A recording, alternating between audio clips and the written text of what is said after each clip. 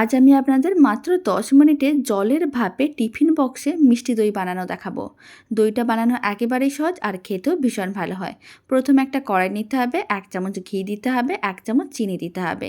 এবার চিনিটাকে ক্যারামেল করে নিতে হবে। যখনই চিনির কালারটা ঠিক এরকমই লাল হয়ে আসবে, ফ্লেমটা লোতে করে হাফ লিটারের মতন দুধ দিতে হবে। দুধটা খুব ভালো করে ক্যারামেলের সঙ্গে মিশিয়ে নিতে হবে। যখনই ক্যারামেলটা মেল্ট হয়ে যাবে, তার মধ্যে 50 গ্রামের মতন গুঁড়ো দুধ দিতে হবে। লো ফ্লেমে গুঁড়ো দুধটা খুব ভালো করে মিশিয়ে নিতে হবে। তারপরে দুধটাকে 2-3 বার ফুটিয়ে নিতে হবে।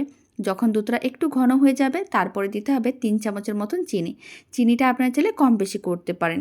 খুব ভালো করে মিশিয়ে মিশ্রণটাকে এখন 2-3 বার আবারও ভালো করে ফুটিয়ে নিতে হবে।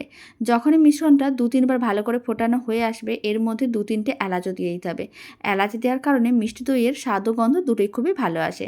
ফ্লেমটা অফ করে মিশ্রণটাকে ঠান্ডা করতে হবে। মিশ্রণটাকে 10 মিনিট পরে দেখাচ্ছি। মোটামুটি অনেকটাই ঠান্ডা হয়ে গেছে, হালকা গরম আছে। এই অবস্থায় এর মধ্যে 2 চামচের মতন মিষ্টি দই দিতে হবে আর ভালো করে মিশিয়ে নিতে হবে। তারপরে মিশ্রণটাকে টিফিন বক্সের মধ্যে নিয়ে নিতে হবে আর টিফিন বক্সের ঢাকনাটা বন্ধ করে দিতে হবে। কড়াইতে জল গরম করতে হবে, একটা স্ট্যান্ড রেখে দিতে হবে। তার উপরে টিফিন বক্সটা রেখে কড়াইয়ের ঢাকনা বন্ধ করে লো ফ্লেমে 10 মিনিট জলের ভাপে এরকমই কিন্তু মিষ্টি দইটাকে রেডি করতে হবে। তারপরে 1 ঘন্টা ফ্রিজে রেখে দিতে হবে, তাহলেই মিষ্টি